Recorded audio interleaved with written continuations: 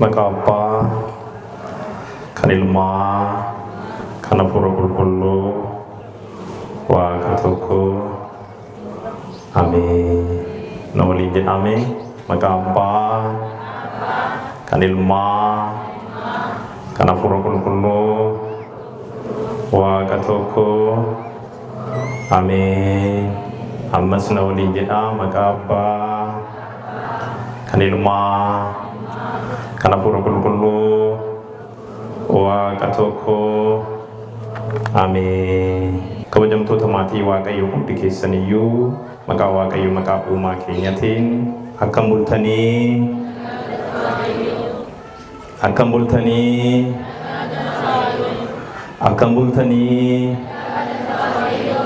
amin maqaan waaqayyo keenya yeroo hundayyuu baha biiftutii haga lixaatti uumama hundaan kan eebbifamee fi kan galatoome haa ta'u. Barsiisaa kan ta'e waaqayyo gidduu keenyatti argame akka nu barsiisu hayyama isaa nuuf haa ta'u. Mata dureen irratti barannu nagaan kan waaqaati kan jedhudha.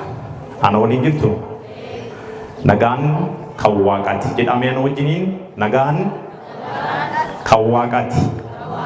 Nagaan sagalee keessan ol kaasan nagaan jedha kan waaqaati irra deebi'aa nagaan kan waaqaati kana oromootu jedha jechama oromooti nagaan kan waaqaati nagaayyuu yoo namni sin dubbisuu didee ebaluu maaf utuun hin dubbisin na bira dabartaa Malta akkam bulte akkam oolte onaan jette nagaani kan waaqaati waliin hin jettaniisin yoo namni sin dubbisuullee dide yoo nagaadhuma waaqayyooyyuu namumatti muufattaniyyuu namuma sin gaddisiise fi sin aarse birayyuu yoo darbuudhaaf jettan maal jettaniitu dubbistu ani nattaafu maalan rakkadhe nagaan kan waaqaati nan dubbisa jettanii maal gootu nagaa dubbistu nagaan kan eenyuti kan waaqaati akka oromootti dhuunfaadhaanis ta'ee akka hawaasaatti fayyummaadhaan jiraachuun nagaadha. Miidhaa yookaan balaarraa bilisa ta'uun nagaa yookaan nageenya jennaan. Kanaaf nagaa dhabuun sammuudhaanis ta'uu danda'a. Nagaa dhabuun qaamaanis ta'uu danda'a. Nagaa dhabuun wabii fayyummaa hawaasaa dhabuudhaanis ta'uu danda'a. Kanaaf yoo namni sammuun isaa dhibame, qaamni isaa yoo dhibame, hariiroon hawaasummaa inni maatii isaa waliin qabu, ollaa isaa waliin qabu, hawaasa isaa waliin qabu jeeqamee fi borcame nagaan dhabame jechuudha.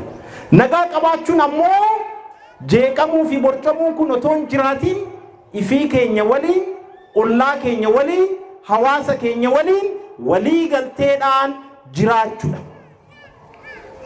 Akka hawaasaatti egaa nagaa dhabuu jechuun ollaa ofii waliin wal dhabuu, maatii ofii waliin wal dhabuu, hawaasa ofii waliin wal dhabuu, wal loluudha nagaa dhabuu jechuun. Akka naannootti naannoo yoonan isiniin jedhu environment isa jennu sana jechuun kooti. Jeeqamuu jechuun sirni uumamaa yoo wal borcu walii galteen sirna uumamaa gidduu keessa waan hin jiraanne haga fakkaatutti gaafa nuu rooba jettanii eegdan yoo rooba dhabdan, gaafa aduun ni ba'a jettanii eegdan yoo aduun hin baane, yookaan immoo gaafa rooba aduu gaafa aduu immoo roobni yoo roobe kun nagaa dhabuudha. Egaa akka waliigalaatti Oromoo biratti nagaan nyaataa fi dhugaatiidhaan ol barbaachisaa akka ta'e yoo agarsiisu Oromoon bunarree walirraa dhugeetu gaafa deemu bunaaf nagaa hin dhabina. Mana ija banaan dhaabbate nageenyi maalaa ta'u haa dhaabbatu. Laal Oromoon yoo nyaata guddaarree qopheessetoo wal waamu cooma muradhaa otoo hin ta'in koottaa buna dhugaa jedha. Affeerraa guddaa akkanarratti argamee namni tokko cooma muratee nyaatee dhugee gammadeetoo yoo deemu eebbi inni eebbisu inni guddaan nagaa hin dhabina. Mana ija banaan dhaabbate maaltu haa dhaabbatu? Nageenyi haa dhaabbatu. Jarana bunaaf nagaan dhabinaa isinis. Mana keessan nageenyaa dhaabbatu. Maatii keessan keessa nageenyaa dhaabbatu. Araddaa keessan keessa nageenyaa dhaabbatu. Biyya keessan keessa nageenyaa dhaabbatu. Hawaasa keessan keessa nageenyaa dhaabbatu. Mana kiristaanaa teenya keessa nageenyi haa dhaabbatu. Egaa akkaataa kanaan nageenyi hedduu barbaachisaa akka ta'e haasaa hawaasa Oromoo keessatti hubachuun ni danda'ama. Amma gaafin itti aanu maalidha? Nageenyi kan eenyuti kan jedhu. Kan eenyuti mee nageenyi? Kan Waaqaati. Ulfinniif galanni Waaqayyoodhaaf haa ta'u. Amma nageenya namoonni kiisiidhaaf baasanii kan nu kennan akkasinitti fakkaata. Nageenyi humna maallaqaatiin kan argamu miti. Humna waraanaatiinis kan argamu miti. Humna haasa'aatiinis kan argamu miti. Humna siyaasaatiinis kan argamu miti. Humna aangootiinis kan argamu miti. Humna eenyutiin argama nageenyi? Humna eenyutiin argama? Nagaan kan eenyuti jarana? Nagaan kan Waaqaati akka Oromootti jechuudha. Meemoo kitaabni qulqulluu waa'ee nagaa maal jedha? Kan jedhu immoo biqamaan haa ilaallu. Nagaan akka kitaaba qulqulluuttis bu'uura jireenya hafuurawaati. Ilmi namaa du'e kan jedhamu waan nagaa dhabeef. Addaan bar du'a bara baraa du'e kan jedhame ofii isaatiin wallolee, uumamaan wallolee, bineensotaan wallolee, warri isaaf dura ajajaman isa nyaachuutti ka'anii dachiin irree qoree magarsitee isa waraantee kan ittiin tollee fi kan isaaf hin mijanne waan taateef Addaam nageenya dhabee jedhame. Addaam fi isaatiin qofa miti, uumamaan qofa miti, Waaqayyoodhaan waan walloleef nagaa dhabee jedhame. Kanaaf nagaan maalidha? Waaqa wajjin araara buusudha. Nagaan maalidha? Ofii keenya waliin sammuu keenya waliin araaramuudha. Ofii keenyaan otoo waliin faallessin, yaadni keenya otoo waliin faallessin, dhaabni keenya otoon cabin, otoon dhangala'in, dhaaba dhaabbataa ta'e, ilaalcha dhaabbataa ta'e qabatanii jiraachuun nagaadhaa. Bara kabajamtoota maatii Waaqayyoo, of ta'anii jiraachuun, ofii keenya waliin otoo wal dhabneetoo jaarsummaa ofirratti hin baasini ofii keenya walii gallee jiraachuun nagaadhaa. Bara kan ofii isaatiin wal dhabe hedduudhaa. Bara kan sammuu isaatiin wal dhabe hedduudhaa. Bara kan waadaa isaatiin wal dhabe hedduudhaa. Bara kan haasaa isaatiin wal dhabe hedduudhaa. Bara kan ilaalcha isaatiin wal dhabe hedduudhaa. Bara kan kaleessa asotoo jettanuu har'a immoo bakka biraa dhaabbatu bara hedduudhaa. Bara xolwaallee meeqatu jira. Xolwaallee nagaan qabu kabajamtoota maatii Waaqayyoo. Kanaaf nageenyi inni guddaan sammuu keenya waliin, ilaalcha keenya waliin, yaada keenya waliin, dhaaba keenya waliin, kaayyoo ganama manaaf baane waliin dhaabbataa taanee haga du'aatti morma keenya haga laannutti jiraachuu danda'u nageenya dhaabar. Kanaaf qoramuun ni jiraata eeyyee, garummoo nagaa sammuu qabna kaa.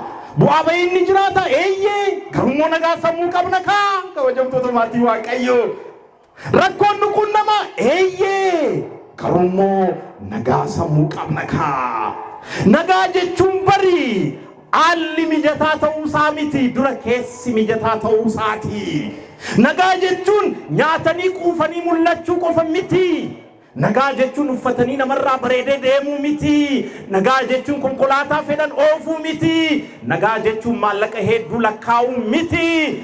nagaa jechuun gola sammuu keenyaatti gaafa ol deebinu idaa itti gaafatamnu qabaachuu baachuudha. nagaa jechuun gola sammuu keenyaatti gaafa deebinu daayinii sammuun keenya kaffalii jedheetu nu gaafatu ofirraa qabaachuu baachuu kana balleessiteetta.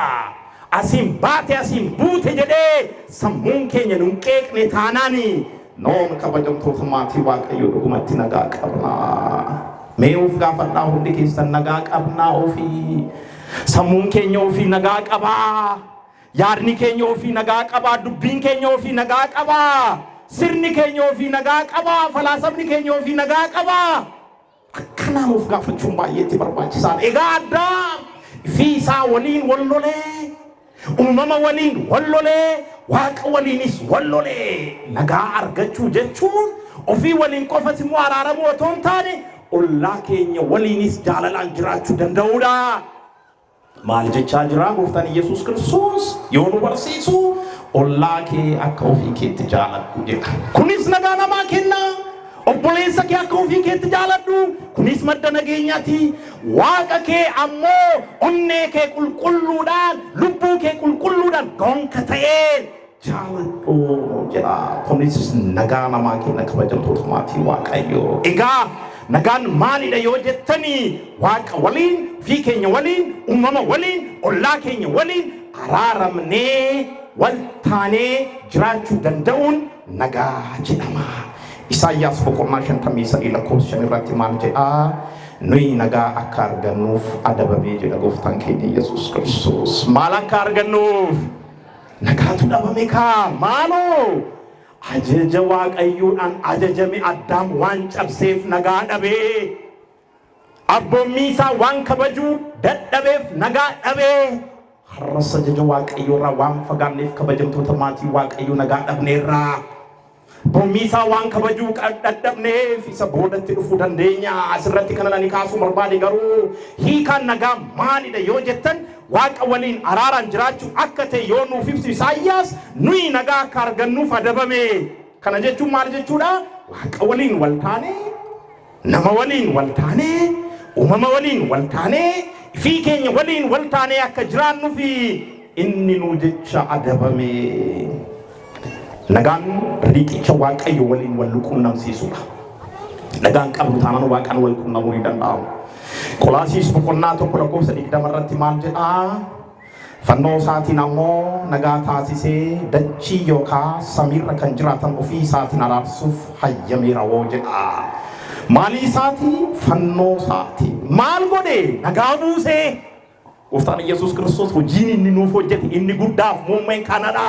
nagaa buusuu, walii galtee taasisuu, wal ta'iinsa uumuu, araara uumuu, jaalala uumuu kanada kan inni raawwate. kanaaf maal jedha? fannoo isaatiin ammoo nagaa taasisee dachii yookaan samiirra kan jiraatan. warri dachiif warri samii wal lolanii turanii bar. ergamoonni Waaqayyoo fi namni wal lolee turee bar. abbaan ilmiif hafuurri qulqulluu fi namni wal lolee turee bar. warra samii waliin wal dhabbii uumame kana araaraan akka goolabamu fannoo isaatirra oolee hunda keenyaaf nagaa taasisee jedha. nagaan hidhata tokkummaa uumama namaa fi waaqa waliin qabnu ittiin eegnu. jarana tokkummaa qabna. namniif namni tokkummaa, namniif uumamni tokkummaa, namniif waaqni tokkummaa qabu kan ittiin hidhachuu chaappeessuu danda'u nagaan qofaadha. lolaan miti, humnaanis miti, irranis ni deebi'a maallaqaanis miti, aangoodhaanis miti, beekumsa dachii kanaatiinis miti. tokkummaa yoo barbaadan tokkummaan kan mirkanaa'u nagaadhaan. nagaan kan dhufummoo humnaanii miti, jaalalaan. nagaan kan dhufummoo waanii keessa keenyaan wallollee ilaalcha keessa keenyaatiin wallollee otoon ta'ini keessa keenyaan araaramnee kan dhufu akka ta'edha ka kitaabni qulqulluu kan inni dubbatu. kanaafidha ka nagaan hidhata tokkummaa uumama waliin ittiin uumnu, nama waliin ittiin uumnu, waaqa waliin ittiin uumnu kan isiniin jechaa jiru. Efesoon boqonnaa 4 lakkoofsa 2 irratti maal jedhaa? Hidhata nagaatiin tokkummaa hafuura qulqulluu eeguuf jabaadhaa. Hidhata maalitiin? Hidhata nagaatiin. Namoonni tokko tokkummaa mana kiristaanaa eeguu barbaadu, garuu lolaa fi rasaasaan karoorfachaa jiru.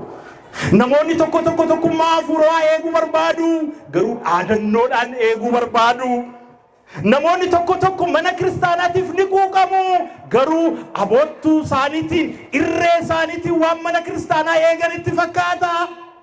Humna maallaqaa isaaniitiin, dhaadannoo isaaniitiin sii dhufe asiin bahi achiin bu'i ammaan booda akkana ta'a asiin ba'a maal jechuudhaan dhaadannoodhaan waan tokkummaa mana kiristaanaa eeganitti fakkaata. Lakki nagaadhaan tokkummaan hafuuraa kan eegamu kabajamtoota maatii Waaqayyoo. Tokkummaa hafuuraa kan uumama waliin qabnu, tokkummaa hafuuraa kan waaqa waliin qabnu, tokkummaa hafuuraa kan waliinii keenyaan qabnu kan eeguu dandeenyu nagaadhaan. Nagaan kan eenyuti ree akka kitaaba qulqulluutti? Ka walii galaatti nagaan kana yoo ta'e kan eenyuti? Wangeela Yohaannis boqonnaa 14 haa ilaallu. Lakkoofsa tokko irratti gooftaan Yesuus Kiristoos duukaa bu'ootatti yommuu dubbatu maal jedhaanii? Hin sodaatinaa jedhaan. Kabajamtoota maatii Waaqayyoo, hin sodaatinaa. Kuni jecha Waaqayyooti. Maaliif? Waan irree qabdaniif meeti. Waan rasaasa qabdaniif meeti. Waan maallaqa qabdaniif miti. Waan humna qabdaniif miti. Itti fufna. Lakkoofsa 2 irratti akkana jedha. Akka ijoollee warra hin qabne isiniin dhiisu. Walii galleerraa? Gooftaatti jechaa jira bari. Isin akka ijoollee warra hin qabneettan isiniin dhiisu. Isin bittinseetoo isin hin dagadhu. Duutanis jiraattanis eenyuudhaaf? Anaaf, Waaqayyoodhaaf. Bu'aa ba'iin kamiyyuu isinirra ga'u. Ana waliin waan jirtaniif nagaa qabdu. Qorumsi kamiyyuu isinirra ga'u. Ana waliin jirtu. Hidhaa, ajjeechaa, dararaa. Bu'aa ba'iin hedduun isin quunnamullee ana waliin waan jirtaniif nagaa qabdu yoo jedhu akka ijoollee warra hin qabneetti isinin dhiisu. Nu bittinsee waan nu dhiisu isinitti fakkaata. Bu'aa ba'iin kun hundoon itti baay'atu. Namni tokko bar waaqni jiraa jechaa jira bar al tokko koroksoo baay'atu dhuba nama jechisiisa. Gooftaan garuu abdiin kutinaa jedha. Hin sodaatinaa. Akka ijoollee warra hin qabne isinin dhiisu jedheetu lakkoofsa 3 irratti nageenya koo isiniifan kenna jedhamee waaqa galateeffadha hundi keessaniyyuu. Galanni fi ulfinni Waaqayyoodhaaf haa ta'u. Nageenya koo maalan godhaa? Isiniifan kenna. Akka ijoollee abbaa hin qabnetti, akka ijoollee warra hin qabnetti. Kanan isin bittinsu otoo hin ta'in nageenya koo yoo jedhu nageenyi kan eenyuti jechuudha? Kan Waaqaati jechuudha. Nageenyi kan Gooftaa Yesuus Kiristoositti jechuudha malee kan eenyuti iyyuu miti. Akkam bara sanatti bar impaayera Roomaa cimaatu jira bar. Impaayera Roomaa warra Ayhuudi bulchutu jira bar. Kan humni isaa jabaa ta'e kan addunyaa bulchaa jirutu jira bari. Akkam Qeesaarri jira bar. Kan humna waraanaatiin nagaan kabachiisa jedhu bar. Maal ta'e warri Fariisotaa jiru bar. Warri seera Museen eegsisna jedhan hoggantoonni lubaani jiru bar. Isaanii nuti abbaa nageenyaa otoo hin jedhin. Qeesaarri Roomaan abbaa nageenyaa otoo hin jedhin. Pilaaxoon isaanii abbaa nageenyaa otoo hin jedhin. Hoggantoonni biyya sanaa Heroodis faan warri daa'imman meeqa fixan abbaa nageenyaa otoo hin jedhin. Namni foon uffate jedhameetoo waamame Gooftaa Yesuus Kiristoos gonka waaqa ta'e nageenya koo isiniifan kenna jedhe. Nageenyi isaa dachaadhaan nurraa bulu. Kanaafuu maddi nageenyaa impaayeras miti. Maddi nageenyaa mootii dachiis miti. Maddi nageenyaa siyaasas miti. Maddi nageenyaa maallaqas miti. Maddi nageenyaa irrees miti. Maddi nageenyaa gosas miti. Maddi nageenyaa firaaf aantee keenyas miti. Maddi nagaa waaqa gurraacha garaa garbaa leemmoo garaa tallaa eemmoo garaa aannaniiti. Isaayyaas boqonnaa 9 lakkoofsa 6 irratti maal jedhaa? Ilmi nuuf dhalatee maqaan isaas jedha hoogganaa yookaan angafa nagaa jedhama. Ilmi nuuf dhalatee eenyudha? Innoo Kiristoos Yesuusi.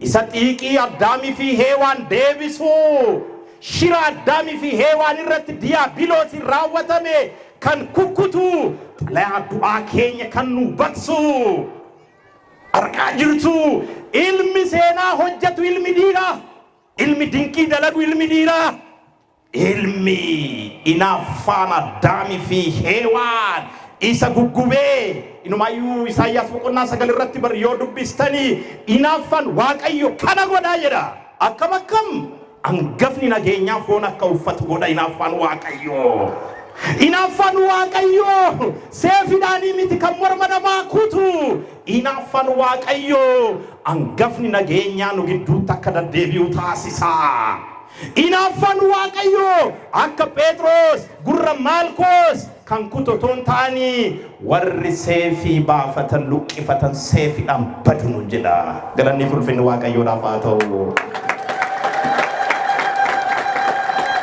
Kanaaf amma maal baranna jechuudha kanarraa kan dhalate hangafa nageenyaatti innoo ganaa nageenyaatti kanaaf nagaan kan eenyuti yoo jettan kan isaati kan isaa qofa seetanii innuu nagaadha ana waliin jirtu innuu maalidha Efesoon boqonnaa 2:14 irratti inni mataan isaa nagaa keenya jedha akkamiin nama qabbaneessaa akkamiin garaa nama jiisaa akkamiin sammuu nama tasgabbeessaa akkamiin xiinsammuu namaa qabateetoo jireenya bara baraatti namaan balali'aa nagaa akkanaa waliin jiraachuun kamiin danda'ame nagaa akkanaa waliin jiraachuudhaaf bar kan akka Phexros gad fodda garagalanii fannifamaniiti nagaa kana waliin kan jiraatan nagaa kana waliin jiraachuudhaaf kan akka Phaawulos hidhaa fi dararaa hedduu keessa darbaniiti asiinootoo hidhamaa jiranuu akkamiin nagaan jira jettu akkanaan hin jedhu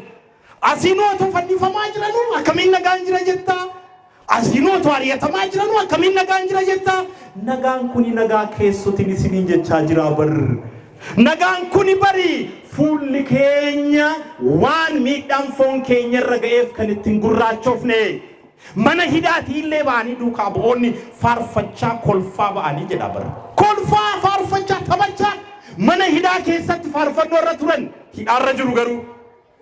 hidhaarra jiru bar garuu ni faarfatu harka rukutanii too waaqa isaanii galateeffatu nagaan inni dhugaa nagaa akkanaati kabajamtoota maatii Waaqayyoo nagaa qabna kan jennu waan hin duuneef miti nagaa qabna kan jennu waan rakkoon nurra hin geenyeef miti nagaa qabna kan jennu waan qorumsi nurra hin geenyeef miti nagaa qabna kan jennu waan hin hidhamneef miti nagaa qabna kan jennu waan hin ajjeefamneefis miti nagaa qabna kan jennu jireenyi dachii kanaa hundi mijataa waan ta'eef miti nagaa qabna kan jennu Kiristoos abbaan nagaa innumtu nagaa kan ta'e waan nu waliin jiruuf innoo bara ari'atamee jiraatee bar dachii kanarra hoo jiraatu abbaa nagaa ta'e yoo jiru innoo bar fannifamee jira innoo bari jibbamee jira innoo bar balaaleffatamee jira innoo bari himatamee jira amma gaaffiin muummeen nagaa kana maaliif dhabne ree nagaa qabnaa hundi keessanuu mee ufaa gaafan nagaa afuuraa qabnaa keessi keenya tasgabbaa'ee jira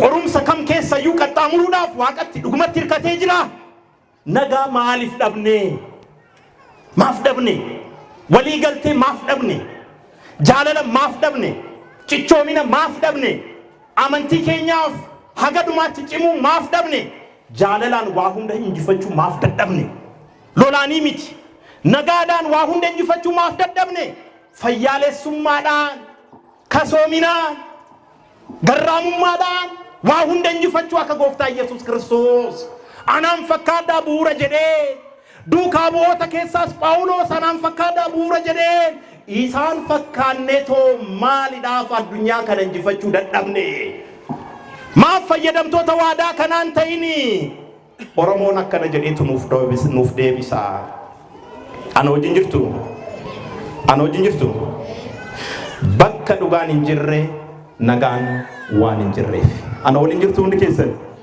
maaf nagaa dhabne kan jedhu yoo jiraate maaltu dhabame dhugaan hin jiru kaa soba kaa kan guutu irra diddibaadha kaa kan naxalaa fakkeessus naxalaa isaatu addaata malee garaan isaa gurraacha kan afaan isaa dammatees sammuun isaa damma miti hadhaadha kan jechoota hedduu darbatus kan waltajjii tootes kan miidiyaa qabates, kan waa hunda of harkatti qabates dhugaa garuu of harkaan qaba. Baay'een keenya waanii dachii kanaa sassaabaa jira. Dhugaadhaan waan injifatamu nutti fakkaatu. Waan dachii kanaa sassaabuudhaan waan injifatamu nutti fakkaata. Fedhii addunyaa kanaati maallaqaan aangoodhaan fi wantoota addunyaa kanaa birootiin waan injifatamu waan nutti fakkaatuuf dhugaarraa gargar baaneerraa. Oromoon garuu bakka dhugaan hin jirre nagaan hin jiru jedha. Ana waliin jirtu jedhamee akka nu galuuf bakka dhugaan hin jirre nagaan hin jiru. Kanaaf dhaaba dhugaa haa dhaabbannu kaa. Dhaaba sobaa dhaabbachaa nagaa maafa hin arganne. Dhaaba fakkeessitootaa dhaabbachaa nagaa maafa hin arganne jechuun hin danda'amu. Dhaaba dharaa dhaabbachaa nagaa maafa hin arganne jedhanii aaruun hin danda'amu. Dhugaan kun eenyudha yoo jettan ammoo ammas Oromoon akkana nuun jedha. Dhugaan ilmoo Waaqaati. Waaqni kuni maalidha waliin jenneerra? Nagaadha. Hoogganaa nageenyaati. Abbaa nageenyaati. Kan nagaa namaa kennu isaa, kan namaa laatu isaa waliin jenneerra. Amma immoo maal jechaa jira? Sabni kuni dhugaan ilmoo Waaqaatiin nuun jechaa jira. Ilmoo Waaqaatiin wal lolaa akkamitti nagaa arganna? Ilmoodhaan wal lolaa akkamitti abbaan nagaa akka nu buusu gaafanna? Ilmoo Waaqaatiin wal dhabaa akkamiin nagaa barbaanna jenna? Ofuma isaatiif iyyuu warra gooftaan Yesuus Kiristoos yoo waa'ee isaa ibsu fi isaatiyyuu dhugaa jedhee ibseera. Sabooda ilaalla. Amma garuu akka Oromootti dhugaan ilmoo Waaqaati jechaa jirra. Kana jechuun ilmoo Waaqarraa fagaatanii nageenya ilmoo Waaqaa argachuu hin danda'amu jechuudha. Ilmoo Waaqarraa fagaatanii nageenya abbaa ilmoo Waaqarraa fi hafuura ilmoo Waaqarraa namaa laatamu argachuu hin danda'amu. Kan nagaa barbaadu yoo jiraate dhaaba dharaarraa dhaaba dhugaatti haa dhufu. Kitaaba qulqulluu irratti maal jedhaa? Bu'uuraan duratti isiniif ibsaa tureen wangeela Yohaannis boqonnaa 14 lakkoofsa 6 irratti aan jedha gooftaan Yesuus Kiristoos. Dhugaa, karaa fi jireenyadha jedha. Ammas galanni isaaf haa ta'u. Eesh rukutaa argatee ilil jedha. Maaf waan biraa barbaachite malee. Ani dhugaadha nuun jechaa jira. Karaadha nuun jechaa jira. Kiristoos ilmi Waaqaa dhugaadha jechuudha. Kanaaf kitaaba qulqulluu irratti dhugaan ilmoo Waaqaa ta'e kun ammoo hangafa nageenyaatti waliin jennee jira irratti. Innumtuu maalidha waliin jenneerra? Nagaadha waliin jenneerra. Kanaaf Kiristoos nagaadhas maalidhas? Dhugaadhas jechuudha. Kanaaf amma nama tokko gurra kee hin barbaadu ija kee qofa barbaada jechuun hin dandeessu. Funyaan kee hin barbaadu gurra kee qofa barbaada jechuun hin dandeessu. Harka kee hin barbaadu miila kee qofa barbaada jechuun hin dandeessu. Amma bari nuyi nagaa inuma barbaadna. Tasgabbii baay'ee barbaadna. Walii galtee baay'ee barbaadna. Garuu immoo dhugaa barbaadna. Akkamitti taaree wanni kun? Akkamitti bu'uurratee maal ta'u? Yoo ta'e bakka tokkotti dhugaa yoo qabattan nagaan jira. Dhugaa yoo qabattan walii galteen jira. Dhugaa yoo qabattan wal ta'uun ni jira. Dhugaa yoo qabattan araarri ni jira. Kanaafuu rakkoon inni guddaan dhugaa gannee nagaa barbaadu waan ta'eef dhaaba dharaa dhaabbachaa nagaa barbaadu waan ta'eef kanarraa of sirreessuun baay'eetti barbaachisaadha. Gara seera uumaatti haa gorru. Seera uumaa boqonnaa 3 lakkoofsa 1 irraa eegalee tolaalaa. Bofatu heewaan wajjin haasa'a. Bofti maal godhe heewaan biraa durumayyuu kan baay'ee nama ajaa'ibsiisu. Heewaan dhaaba addaan dhaabbachuu qabdi malee dhaaba bofaatiin maal gooti? Bakka bofti jiru maal hojjetti heewaan? Heewaan kan isheen dhaabbachuu qabdu yeroo hundayyuu cinaacha isaarraa kan argamte qaama isaa waan taateef kan isheen mul'achuu qabdu mirga addaam dhaabbattee tureyyuudha. Garuu addaan otoo jiru bofa wajjinii mul'atteetu maal isiniin jedheetu isaan gaafata. Maal jedhaani bofti firii jannatarraa yoo nyaattan duuti hin jiru jedhaan. Soba moo dhugaadha kun? Maal gooti heewaan dhaaba sobaati? Addaan bar kanan jedhuuni. Addaan ajaja waaqayyooti ishee yaadachiisaa jira. Maal soba kana dhaggeeffatti? Ilmaayyuu waa'ee bofaa yoo haasa'u bineensota waaqayyoon uume keessaa bofti dabaa ture jedha. Nadagaa jirtu maal gooti dhaaba dabaati maal gooti dhaaba hammeenyati maal gooti dhaaba jibbaati maal gooti dhaaba daraati laal waan hin taane ishee gorsaa jira bar nagaa barbaanna garuu dhaaba daraa jirra nagaa barbaanna dhaaba cubbuu jirra nagaa barbaanna dhaaba dubbii jirra nagaa barbaanna dhaaba fakkeessuu jirra nagaa barbaanna garuu waan nagaan sun nurraa barbaadu raawwachaan jirru heewaan ammas akkuma keenya rakkoon isheen ilma namaa irratti akka waliigalaatti uumte kanadha dhaaba daraa dhaabbatte dhaaba daraa yoo dhaabbattu firii jannataa yoo nyaattan duutiin jiru jedhee duutiin jiru laal abbaan daraa diyaabiloos akkanatti nutti fakkeessa otuma asitti daddeebinu cubbuu yoo raawwattan rakkoon qabu jedha otuma asitti daddeebinu jibbaan waltajjiirra dhaabbattanii yoo nama arrastan rakkoon qabu bataskaanaaf waan hin haftanii fi rakkoon qabu nuun jedha seetan waltajjiiruma kanarra dhaabbanne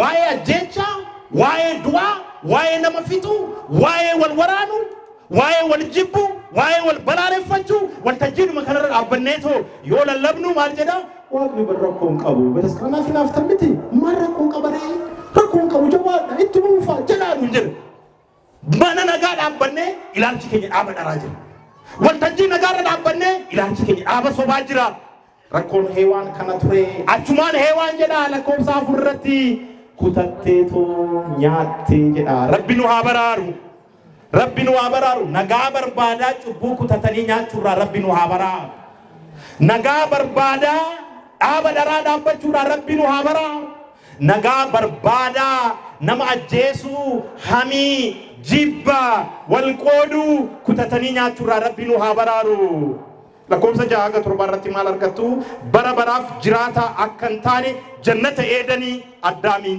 baase maalidha sababni murtii kanaa xumuran jira sababni murtii kanaa maalidha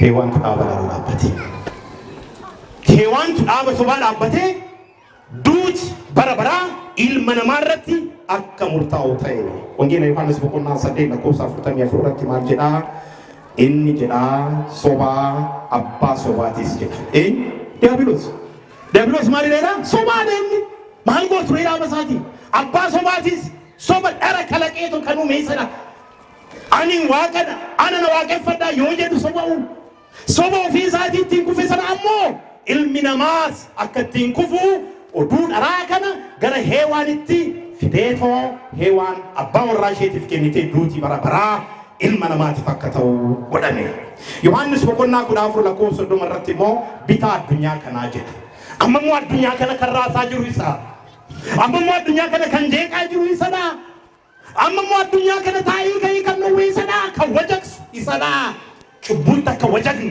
jibbatti akka wajaqnu ajjeechatti akka wajaqnu walii galtee dhabuutti akka wajaqnu kan nu taasisaa jiru isadha dhaaba isaatirraa nagaa ni barbaanne yoo ta'e baduun dhaaba isaarraa fagaachuun baay'eetti barbaachisaadha kanaaf dhugaa dhiibanii dhaaba sabaa ooluutu nageenya booressaa Isaayyaas boqonnaa 66 lakkoofsa 3 irraa eegaleetu jecha dubbistanii yoo jecha jiru yoo laaltan kan baay'ee garaa si nyaatu waaqatu baay'ee hojii keenya kana laaleetu nu qoqee akkanatti dubbata warra isaaf korma qaluuf warra aarsaa isaaf dhiyeessuun akkana jedha namni korma qalee aarsaa naaf dhiyeessu akka waan nama ajjeeseeti jedha hin barbaadu jechuu isaati bal aarsaa keessan hin barbaadu dhaba kan qalame korma dhaabal achi keessa dubbii jira kaa achi keessa shiratu jira kaa garuu aarsaatu dhiyaachaa jira bal bataskaan ijaaramuu danda'a irraa bareeduu danda'a kaateerraan ijaaramuu danda'a kaateerraan gurguddaan bareedni ijaaramuu danda'a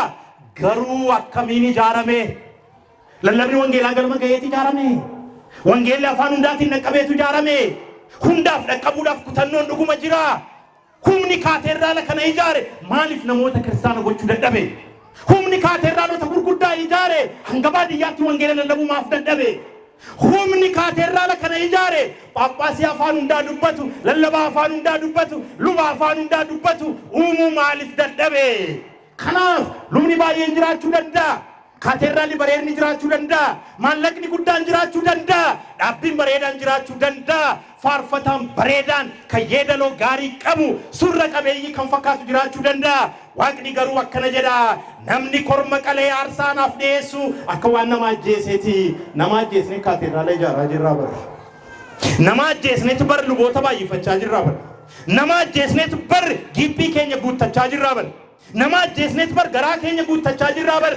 Nama ajjeesneetu bar mana kiristaanaatiif waan quuqamne fakkaanne jeequmsaa fi rakkoo adda addaa uumaat waan mana kiristaanaatiif quuqamne fakkaanneetu dhaabbannaa. Akkana jedha ammas namni hoolaa qalee aarsaanaaf dhiyeessu akka waan saggoo saree kuteeti. Hoolaa qale garuu akka waan saggoo saree kuteetti tallakaa hin fudhadhu aarsaa kanaa jechaa jira bara. Warri hoolaa dhiyeessitan hoolaan keessan sareetti akkasin jalaan jijjiiramne dhugaa qabadhaa. Sobaadha kaa sobduu waan ta'aniif barkana kana jechaanii jiru. Hoolaan keessan anaaf saggoo sareeti. Kormi keessan anaaf bineensadha. Namni kennaa midhaanii aarsaa anaaf dhiyeessu akka nama dhiiga booyyee anaaf dhiyeessuti. Fudhadhu. Maaliif? Dhaaba daraa tolle kaa. Dhaaba sobaa tolle kaa. Aarsaan dhiyaatee akkamitti araarri hin buune? Aarsaan dhiyaatee akkamitti nagaan hin buune? Sobaatu jira kaa. Dhugaarraa fagoo jirra kaa. Itti fufa ammasi.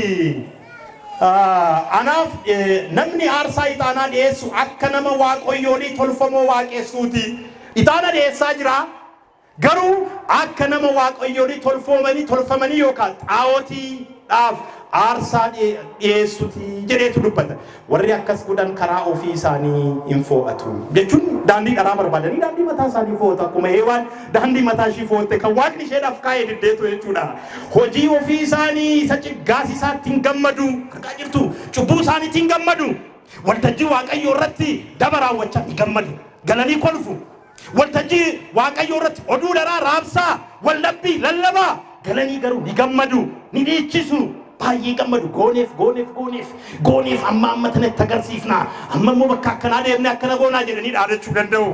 Ni gammadu jedha hojii raawwatanii takkallee kan itti dhaga'amne jechuudha. Yommuu isaan waamee isaan ana jalaa waan hin awwaatiniif dhaaba dhugaan jiran kaa. Isaan dhaaba dhugaan jiranii akkamitti jalaa awwaatu. Yommuun isaanitti dubbadhees isaan waan anaaf hin dhaga'iniif ani isaan adabuu nan barbaada.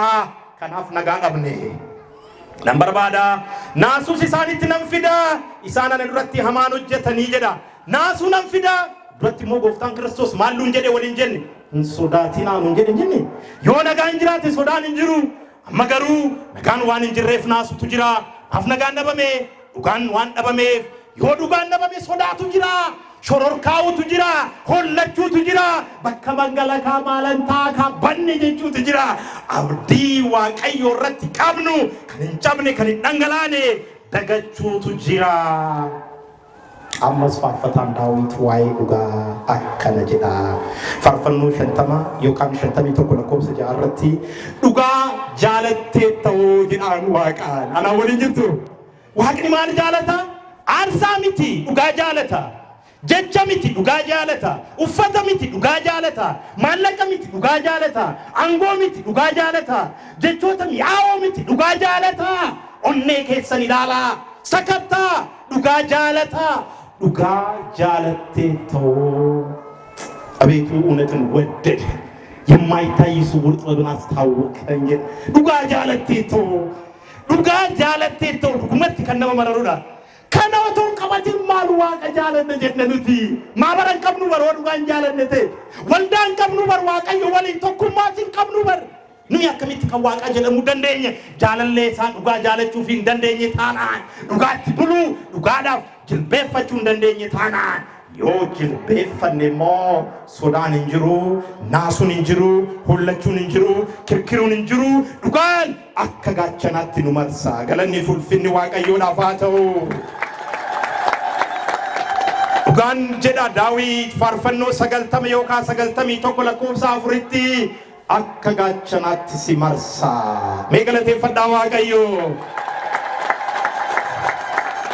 Yeeyyii fi bofarra ni jetta.